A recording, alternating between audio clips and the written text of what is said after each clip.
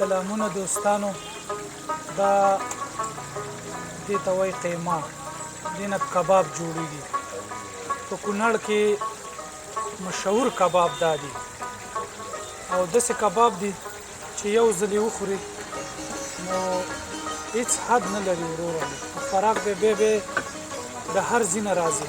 وا نو چې کله پکې هګۍ ور ماته کړي نو خدای نو بیا د دقه ټیم کې ستا توبه یې نه.